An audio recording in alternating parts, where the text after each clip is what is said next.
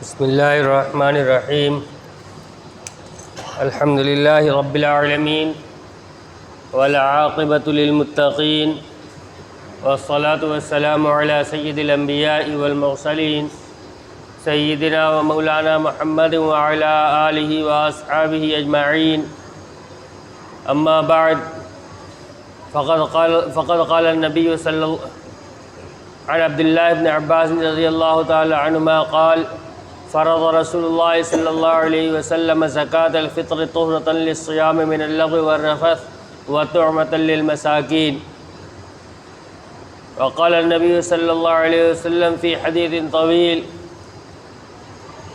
سأل الرب تبارک وتعالی عن الملائکہ ما جزاء الأجیر اذا عمل عمله قالوا جزاؤهم ان يوفى اجره او كما قال علیہ الصلاۃ والسلام۔ میرے محترم بزرگوں اور عزیز ساتھیوں، آج رمضان المبارک کی 27 تاریخ ہے اور یہ رمضان المبارک کا آخری جمعہ ہے۔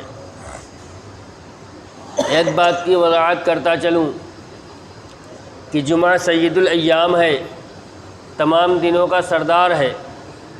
جمعہ ہونے کی حیثیت سے اپنی اہمیت کا حامل ہے، لیکن جو بہت ساری چیزیں رمضان کے آخری جمعہ کے ساتھ جوڑ دی گئی ہیں اس کا رمضان کے آخری جمعہ کے ساتھ کوئی تعلق نہیں ہے۔ جمعۃ الوداع کا نام دیا گیا، یعنی رمضان کا الوداعی جمعہ۔ گزرے زمانوں کے اندر ہمارے علاقوں میں کچھ ایسے اعمال ہوتے تھے جو اس بات کی علامت ہوتے تھے کہ ہمیں رمضان المبارک کے گزرنے کا غم ہے، اور لوگوں کے اندر دینداری تھی۔ حقیقت میں رمضان المبارک کے گزرنے کا غم ہوا کرتا تھا۔ چنانچہ میں نے اپنے بڑوں سے سنا کہ ہمارے ہمارے دادا اور پردادا کے زمانے کے اندر مسجدوں کے پڑوس کے گھروں کے اندر عورتیں جمع ہو جایا کرتی تھیں اور ایک غم کا ماحول رہا کرتا تھا، لیکن یہ ساری چیزیں شریعت سے تعلق نہیں رکھتی۔ آدمی کو اس بات کا احساس ہونا چاہیے کہ رمضان المبارک گزر رہا ہے، یہ مہینہ اپنی برکتوں کے ساتھ آیا اور اب جا رہا ہے، لیکن اس کے لیے مجلس لگانا، اس کو زبان سے واویلا کی طرح اس کا اظہار کرنا، یہ کوئی چیز نہیں ہے۔ اسی سلسلے کی ایک چیز ہے کہ رمضان المبارک کے آخری جمعے کو جو خطبہ دیا جاتا ہے، الوداع الوداع ماہ رمضان الوداع، یہ بھی اسی قبیل سے ہے۔ خطبے کا اصل جو ہے وہ یہ ہے لوگوں کو وعظ و نصیحت کی جائے، خواہش پر عمل کرنے کا نام خطبہ نہیں ہے۔ لہذا جب نبی علیہ الصلاۃ والسلام سے رمضان المبارک کے آخری جمعہ کو اس طرح سے خطبہ دینا ثابت نہیں ہے تو پھر اس طرح سے رسمی خطبہ نہیں دیا جائے گا۔ رسمی ہے یہ، اور اگر اس کو ضروری سمجھ لیا جائے تو بدعت ہے، لہذا اس سے اجتناب۔ رمضان المبارک کا آخری جمعہ ویسے ہی ہے جیسے رمضان المبارک کے باقی جمعہ۔ ہاں، اہتمام اس بات کا ہو سکتا ہے کہ اس دن خطیب جو ہو وہ اہتمام سے لوگوں کو اس بات کے اوپر ابھارے کہ جو رمضان المبارک کے ایام باقی رہ گئے اس کے اندر چونکہ رمضان گزر رہا ہے، لہذا اس کے اندر خوب اہتمام سے اب عبادت کر لی جائے، اور یہ حقیقت ہے۔ رمضان المبارک کے 27واں دن آج ہے، 26 دن گزشتہ اور آج کا دن ملا کر ہم سے یقیناً کوتاہی ہوئی، اس میں کوئی شک نہیں ہے۔ جب ہم بزرگوں کے حالات پڑھتے ہیں تو جتنا قرآن وہ ایک دن میں پڑھ لیا کرتے تھے اتنا ہم پورے رمضان میں نہیں پڑھ پاتے۔ جیسا اہتمام سے روزہ وہ رکھا کرتے تھے ہم ایک روزہ ویسے اہتمام سے نہیں رکھ پاتے۔ تو یہ تو یقینی بات ہے کہ ہماری جانب سے کوتاہی ہوئی ہے، لہذا اللہ تبارک و تعالیٰ سے اس کوتاہی پر مغفرت طلب کی جائے، اللہ سے معافی مانگی جائے کہ جیسا رمضان المبارک کے مہینے کا ہمیں اہتمام کرنا چاہیے تھا، جیسے اس کی قدر کرنی چاہیے تھی ویسے ہم اس کی قدر نہ کر سکے۔ اس پر اللہ تبارک و تعالیٰ سے استغفار ہو، اللہ تبارک و تعالیٰ سے معافی طلب کی جائے۔ اور جو ایام باقی رہ گئے ان کے بارے میں پختہ عزم کیا جائے کہ ان ایام کو ضائع ہونے نہیں دیا جائے گا۔ ہمارے حالات اب جو ایام چل رہے ہیں، راتوں کو بازار لگ رہے ہیں، یہ راتیں اس قدر قیمتی تھیں کہ اللہ کے نبی صلی اللہ علیہ وسلم کا عمل، حضرت عائشہ رضی اللہ تعالی عنہا ارشاد فرماتی ہیں اذا دخل العشر شد میزرہ واحیا لیلہ وایقظ اہلہ، کہ جب رمضان المبارک کا آخری عشرہ آ جاتا تھا تو نبی اکرم صلی اللہ علیہ وسلم اپنی کمر کس لیتے تھے۔ کمر کس لینے کا دو معنی بیان کیا گیا ہے، ایک تو جو ہمارے محاورے کے اندر ہے، یعنی کسی کام کے لیے اپنے آپ کو تیار کر لینا کہ اب یہ کام کرنا ہے اور اس کے اندر جی جان سے لگ جانا۔ دوسرا شد میزرہ کا معنی یہ بتایا گیا کہ نبی اکرم صلی اللہ علیہ وسلم آخری عشرے میں اپنی ازار باندھ لیتے تھے، یعنی اپنی بیویوں کے پاس آپ آخری عشرہ کے اندر نہیں جایا کرتے تھے۔ اور احیا لیلہ، پوری رات عبادت کرتے تھے، اور صرف خود نہیں کرتے تھے، وَأَيْقَظَ أَهْلَهُ، گھر والوں کو بھی جگاتے تھے، ان کو بھی اس بات کی تلقین کرتے تھے کہ وہ عبادت کریں۔ اور ہمارے یہاں معمول اس کا الٹ ہے، دن میں روزہ ہے لہذا دن میں تو ہم کہیں جا نہیں سکتے، لہذا رات پوری مارکیٹ میں گزاریں گے، عید کی تیاری کرنی۔ عید کس کے لیے ہے؟ ضرورت کا سامان ہے، بالکل خریدا جائے۔ میں نہیں کہتا کہ پھٹے پرانے کپڑے میں اور پھٹی پرانی چپل کے ساتھ عید کی نماز ادا کی جائے، بالکل جو اس کی تیاری ہے بہتر یہ ہے کہ دن پہلے سے کر لیا جائے تاکہ آخری عشرہ کی راتیں ہماری خراب نہ ہونے پائیں، اور اگر نہیں کر پائے تو جتنے کم سے کم وقت میں کام مکمل ہو جائے جلدی سے جلدی واپس آ جائے، بازار کی رونق نہ بنا جائے، اور ان راتوں کو عبادت کے اندر گزارا جائے۔ ہمارا حال یہ ہے کہ روزانہ ایک مرتبہ چکر لگا لے، ہو سکتا ہے کچھ آیا ہو سکتا ہے کچھ مل جائے، یہ مناسب نہیں ہے، بلکہ اس رات کو عبادت کے اندر گزارا جائے۔ احیا لیلہ، آپ پوری رات عبادت کرتے تھے۔ احیا یحیی احیان کے معنی آتے ہیں زندہ کرنا، آپ اپنی رات کو زندہ کرتے تھے۔ زندہ کرنے سے کیا مراد؟ آپ سوتے نہیں تھے۔ اس سے ایک مسئلہ یہ بھی صاف ہو جاتا ہے، بعض لوگوں کی زبان سے آپ نے سنا ہوگا کہ تہجد کی نماز پڑھنے کے لیے سونا ضروری ہے۔ ایسا نہیں ہے، تہجد کی نماز اپنے وقت پر پڑھی جائے گی۔ تہجد کی نماز کا وقت تو آدھی رات سے شروع ہو جاتا ہے، لیکن سب سے بہتر وقت جو تہجد کی نماز کا ہے وہ پوری رات کے 6 حصے کر لیے جائیں۔ پوری رات، مثال کے طور پر آج کل 6:30 بجے افطار ہو رہا ہے اور 4 بجے سحر ہو رہی ہے، 6:30 سے اور 4 کے بیچ میں 9.5 گھنٹے بنتے ہیں، 5.5 گھنٹے ادھر اور 4 گھنٹے ادھر، 9.5 گھنٹوں کو ہم 6 حصوں میں بانٹیں گے تو 1.5 گھنٹے سے کچھ اوپر آئے گا، تو آخر کا جو 1.5 گھنٹہ 1.25 گھنٹہ بچتا ہے یہ سب سے بہتر وقت ہے۔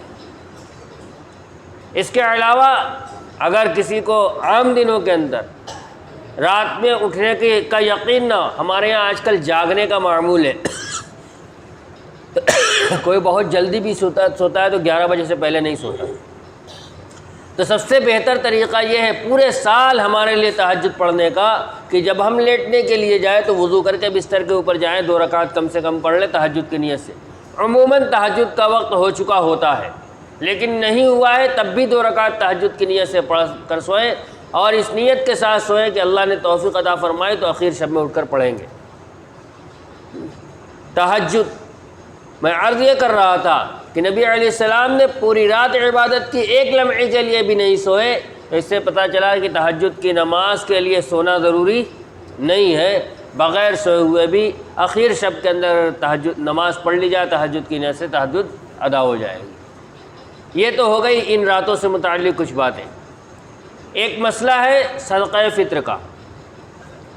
صدقہ فطر حضرت مولانا مفتی عبدالباطن صاحب نعمانی دامت برکاتہم کی طرف سے جو اعلان کیا گیا ہے وہ فی نفر 50 روپے ہے۔ صدقہ فطر کس کا دیا جانا ہے اور کس کو دیا جانا ہے؟ 2 چیزیں۔ جو شخص صاحب نصاب ہو، اس کا نصاب ذرا اس میں وسعت ہے، یعنی زکوٰۃ کے واجب ہونے کے لیے میں نے بتایا تھا سونا، چاندی، روپیہ، پیسہ اور مال تجارت، ان 4 چیزوں کو جوڑا جائے گا۔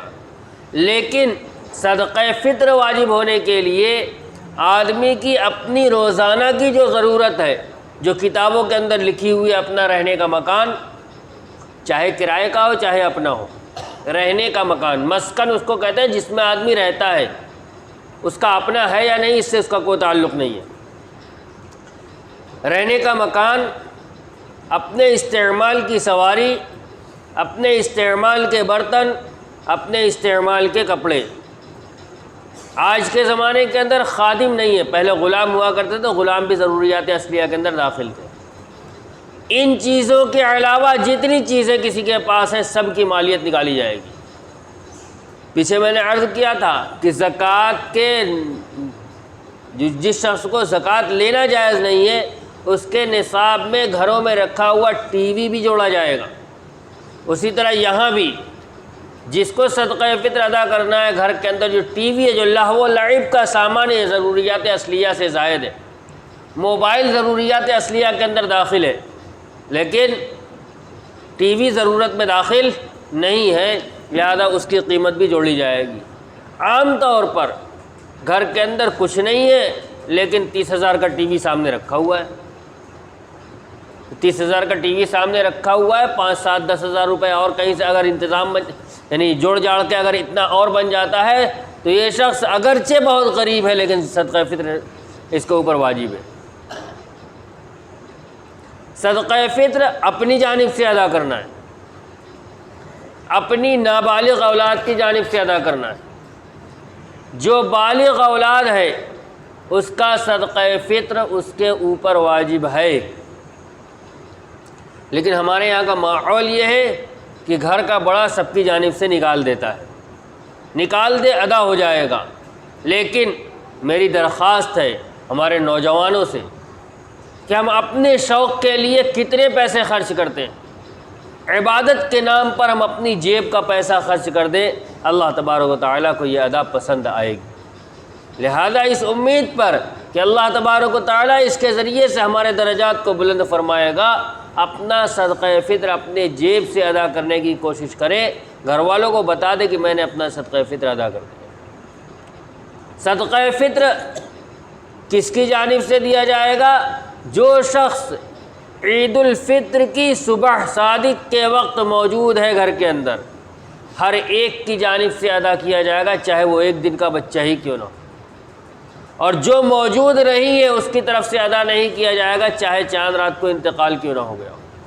پورا رمضان رہا، چاند رات کو انتقال ہو گیا اور عید الفطر کی صبح صادق کے وقت موجود نہیں ہے تو اس کا صدقہ فطر نہیں ادا کیا جائے گا۔ اور جو بچہ چاند رات کو پیدا ہو گیا، صبح صادق کے وقت موجود ہے، اس کا صدقہ فطر ادا کیا جائے گا۔ صدقہ فطر فقراء اور مساکین کے اندر بانٹا جائے گا۔ زکوٰۃ کے لیے تو نبی علیہ الصلوۃ والسلام کا فرمان ہے تؤخذ من اغنیائہم وترد الی فقرائہم، کہ مسلمانوں کے مالداروں سے لے کر مسلمان فقیروں کو دیا جائے گا، لہذا زکوٰۃ کی ادائیگی کے لیے لینے والے کا مسلمان ہونا شرط ہے۔ لیکن صدقہ فطر میں ایسی کوئی شرط نہیں ہے، چاہے جس طبقے کا رہنے والا ہو، چاہے جس مذہب کا ماننے والا ہو، جب ہم صدقہ فطر نکالیں اور غریبوں کی مدد کے لیے بڑھیں تو پھر بغیر کسی تفریق کے بس ایک شرط اس میں ہے کہ وہ صدقہ فطر کا مستحق ہو، یعنی غریب ہو۔ ہر ایک کو دیا جا سکتا ہے، بہتر یہ ہے کہ ایک صدقہ فطر ایک آدمی کو دیا جائے، اس کو بانٹا نہ جائے، آدھا آدھا نہ کیا جائے، ایک سے زائد دے دیا جائے، کوئی حرج نہیں، لیکن کم سے کم ایک صدقہ فطر ایک آدمی کو دیا جائے۔ صدقہ فطر کی ادائیگی کے لیے بہتر یہ ہے کہ عیدگاہ جانے سے پہلے پہلے ادا کر دیا جائے، لیکن اگر نہ ہو وقت اس کا صبح صادق کے بعد سے لے کر عیدگاہ جانے سے پہلے پہلے، لیکن اگر ادا نہیں ہو سکا تو بعد میں بھی ادا کر سکتے ہیں، اور اگر کوئی شخص پہلے سے نکالنا چاہے تو پہلے سے رمضان میں بھی نکال سکتا ہے، کوئی حرج نہیں۔ مستحب وقت جو ہے وہ عید الفطر کی صبح صادق سے لے کر عیدگاہ جانے سے پہلے تک، کیونکہ اس صدقہ فطر کا ایک مقصد ہے، اور وہ مقصد یہ ہے کہ نبی علیہ الصلوۃ والسلام نے ارشاد فرمایا، عبداللہ بن عباس رضی اللہ تعالیٰ عنہما ارشاد فرماتے ہیں کہ نبی اکرم صلی اللہ علیہ وسلم نے صدقہ فطر کو فرض قرار دیا ہے یا واجب قرار دیا ہے، چونکہ فرض نص قطعی کو چاہتا ہے، فرض یہاں واجب کے معنی میں، صدقہ فطر کو واجب قرار دیا ہے۔ دو مقصد، ایک تو تمہارے روزے کے اندر جو کمی رہ گئی ہو، کوئی بیہودہ بات ہو گئی، کوئی لغویات ہو گئی جس کی وجہ سے روزہ کے ثواب میں کمی آ رہی تھی، اللہ تبارک و تعالیٰ اس صدقہ فطر کی برکت سے تمہارے روزوں کو پاک کر دیں گے، اور اللہ تبارک و تعالیٰ صحیح اور درست روزے کا ثواب عطا فرمائیں گے۔ اور دوسرا مقصد طعمۃ للمساکین، مسکینوں کے لیے ایک دن کے کھانے کا انتظام۔ تو آج عید الفطر کا دن ہے، عید الفطر کے دن جب آدمی عیدگاہ جائے تو وہ اس بات سے مطمئن ہو کہ آج کے کھانے کا انتظام ہو چکا ہے، اس کے لیے بہتر وقت یہ ہے کہ عیدگاہ جانے سے پہلے اس کے پاس کھانا پہنچ جانا چاہیے۔ لہذا مقصد کے تحت عیدگاہ جانے سے پہلے پہلے صدقہ فطر ادا کر دیا ہے، اگر نہ ہو تو بعد میں ادا کیا جا سکتا ہے۔ صدقہ فطر کی مقدار جو ہے وہ آدھا صاع، جس کی مقدار میں تھوڑا سا اختلاف ہے، 1 کلو 666 گرام یا 233 گرام، مختلف باتیں اس میں منقول ہیں۔ بہرحال جو علماء ہیں ان کو سامنے رکھ کر ایک متعین مقدار بتا دیتے ہیں پیسوں میں آج کل، چنانچہ مفتی عبد الباطن صاحب نے 50 روپے متعین فرمایا ہے، ایک آدمی کی طرف سے 50 روپے ادا کر دیا جائے۔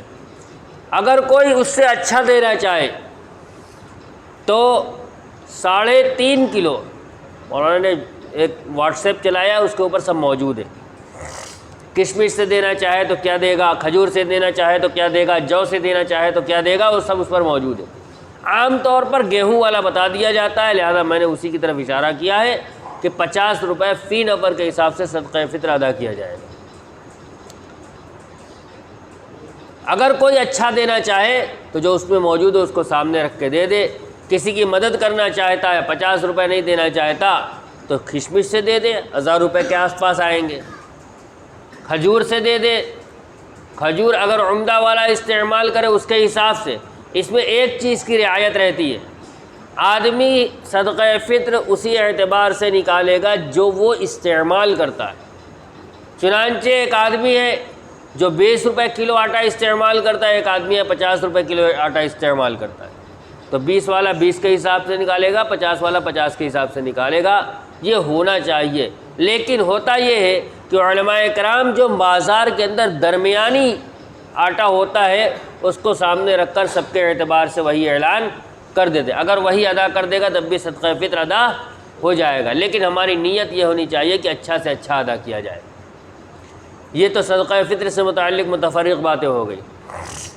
آخری بات، رمضان المبارک اب ختم ہونے کو ہے، جیسا رمضان گزرا اللہ معاف فرمائے، آئندہ کے لیے فکر کریں، اس لیے کہ آخری عید الفطر کی صبح کو اللہ تبارک و تعالیٰ کی طرف سے فرشتے اعلان کرتے ہیں، اور اللہ تبارک و تعالیٰ خود اعلان کرتے ہیں مغفرت کا اور اپنی عطا کا، تو اس میں 4 لوگوں کو الگ کر لیتے ہیں۔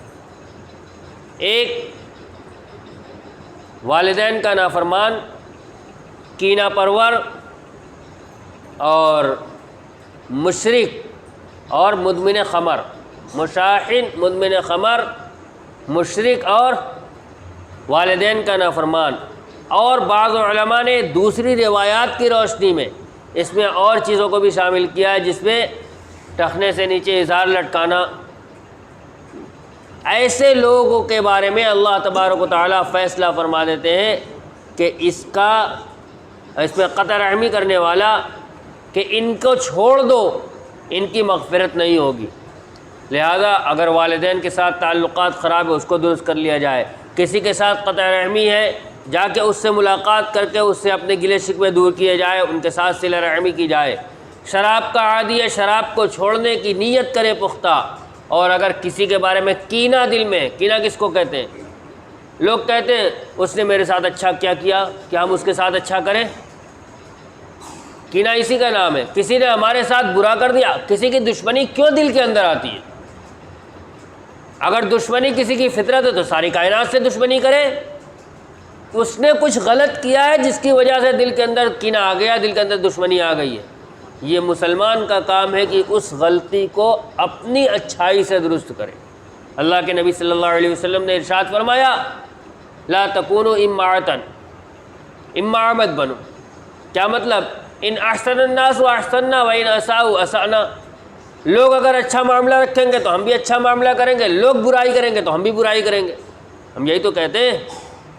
تو اس نے کون سا اچھا کام کیا ہے کہ ہم اس کے ساتھ بھلائی کرنے جائیں؟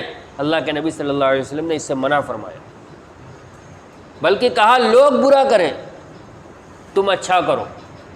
لوگ اچھا کریں تب تو اچھا کرنا ہی ہے، اگر لوگ تمہارے ساتھ برا سلوک کریں تب بھی ان کے ساتھ تم حسن سلوک کرو۔ اللہ کے نبی صلی اللہ علیہ وسلم نے ارشاد فرمایا کہ احسن من اساء الیک، جو تمہارے ساتھ بدسلوکی کرے اس کے ساتھ حسن سلوک کرو۔ لہذا اگر کینہ کسی کی جانب سے ہے، یقیناً اس نے کچھ کیا ہوگا جس سے آپ کو تکلیف ہے، اس کے باوجود اس کو معاف کر کے دل سے کینے کو نکال دیا جائے، تب اللہ تبارک و تعالیٰ کی رحمت متوجہ ہوگی۔ اور کس کے لیے متوجہ ہوگی؟ یہ اب ہمارے لیے محاسبے کا وقت ہے کہ ہم نے رمضان کیسے گزارا۔ اللہ کے نبی صلی اللہ علیہ وسلم فرشتوں سے ارشاد، اللہ تبارک و تعالیٰ فرشتوں سے ارشاد فرماتے ہیں، ما جزاء اجیر اذا عمل عملہ، اس مزدور کی مزدوری کیا ہے جس نے اپنا کام پورا کر دیا ہو؟ تو فرشتے فرماتے ہیں کہ ان کی مزدوری یہ ہے کہ ان کو ان کا بدلہ پورا دے دیا جائے۔ پھر اللہ تبارک و تعالیٰ فرماتے ہیں، قسم کھا کر کہ میں نے ان سب کی مغفرت کر دی۔ کس کی؟ جس نے اپنا کام پورا کیا۔ کیا کرنا تھا رمضان المبارک کے اندر؟ رمضان المبارک کے روزے رکھنے تھے، تراویح پڑھنی تھی، رمضان المبارک کے ایام کو اور ان کی راتوں کو اللہ کی عبادت کے اندر گزارنا تھا۔ ہم نے کتنا گزارا اس کے اوپر ہماری اپنی نظر ہو۔ اگر کمی رہ گئی اور یقیناً رہ گئی تو آج سے اس پر توبہ کر کے آئندہ کے اوقات کو وصول کرنے کی کوشش کی جائے، تاکہ کل جب اللہ تبارک و تعالیٰ فیصلہ کرے مغفرت کا تو اس کے اندر ہمارا نام بھی شامل ہو جائے۔ عید الفطر کی رات آ رہی ہے، اللہ کے نبی صلی اللہ علیہ وسلم نے ارشاد، رمضان المبارک کی آخری رات ہے، ابھی شب قدر کی 29ویں شب باقی ہے، ان تمام راتوں کے اندر اہتمام سے عبادت کی جائے۔ اللہ کے نبی صلی اللہ علیہ وسلم نے ارشاد فرمایا، من احیا لیلتي العید احیا اللہ قلبہ حین تمیت القلوب، جو شخص عید کی دونوں راتوں کو زندہ کرے گا، پوری رات عبادت کرے گا، اللہ تبارک و تعالیٰ اس دن اس کے دل کو زندہ رکھیں گے جس دن تمام لوگوں کے دل مردہ ہو جائیں گے۔ اس کے دو معنی بیان کیے محدثین نے۔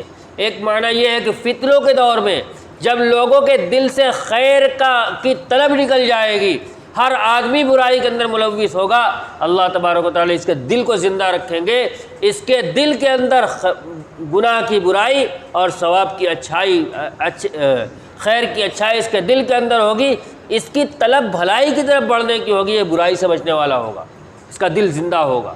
اور دوسرا معنی یہ ہے کہ جب قیامت کے دن سور پھونکا جائے گا اور تمام دنیا کے لوگ مر جائیں گے، عیدین کی رات میں عبادت کرنے والے کا جسم تو مردہ ہوگا لیکن اللہ تبارک و تعالیٰ اس کے دل کو زندہ رکھیں گے، یہ اس کا امتیاز ہوگا کہ عیدین کی راتوں کے اندر عبادت کیا کرو۔ رمضان کی آخری رات ہے، اگر 30 کا چاند ہوتا ہے تو 29 کا دن گزار کر جو رات آتی ہے وہ رمضان کی آخری رات ہے۔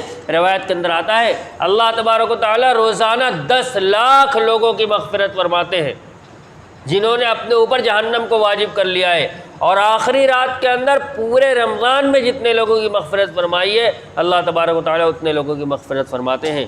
ہمارا کام یہ ہے کہ رو دھو کر اپنے آپ کو اس میں شامل کرا لیں، اگر اپنے آپ کو شامل نہ کرا پائے اور رمضان المبارک کا مہینہ بغیر مغفرت کا گزر گیا تو ہم جبریل امین علیہ السلام کی بد دعا اور نبی اکرم صلی اللہ علیہ وسلم کی آمین کے مستحق ہوں گے کہ ایسا شخص ہلاک و برباد ہو جائے جس کو رمضان المبارک کا مہینہ ملے اور وہ اپنی مغفرت نہ کرا لے۔ یہ جبریل امین علیہ السلام کی بد دعا اور اللہ کے نبی صلی اللہ علیہ وسلم کی آمین۔ پھر ہم دوسروں کے آگے رونا روئیں کہ ہم پریشان ہیں، ہم برباد ہیں، ہم نے اپنی بربادی کا سامان خود کیا ہے، لہذا ابھی موقع ہے ہم اپنے آپ کو اللہ کے سامنے رو کر اپنا آپ منوا لیں۔ اللہ تبارک و تعالی ہمیں توفیق عطا فرمائے۔ وآخر دعوانا ان الحمد للہ رب العالمین۔